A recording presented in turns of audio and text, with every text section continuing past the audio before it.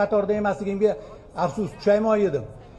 Lekin 1000 ovozingizni baland qilganingizda ham 80 ming odamni bitta turib gimniga aytganiga qarshi butun shu muxlislarning oldida turib bera olish ham katta mardlik va juda katta qudrat talab qiladi. Bizning bolalarimiz jahon chempionatiga chiqish degan tarixni yaratishdi. Buni o'zi aslida haqiqatan ham katta tarix. Lekin har qanday taraqqiyot birinchi yiqilish va bu yiqilishdan keyin o'rindan tura olish degan mashaqqatni talab qiladi.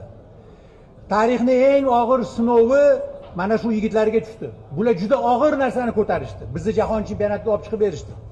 Bizni futbolimiz Osiyoni darajasidan tepani orzu ham qila olmay yurgan bir davrlarni bilamiz. Kechagacha yaqinda shunaqa ahvol edi. Lekin bu yigitlar bizni jahon darajasiga, ya'ni mundial oilasiga olib kirishdi. Va u yerda ishonchim komil, juda kuchli raqiblar bilan qattiq o'yin bo'ldi. Biz natija kutayotganimiz yo'q edi.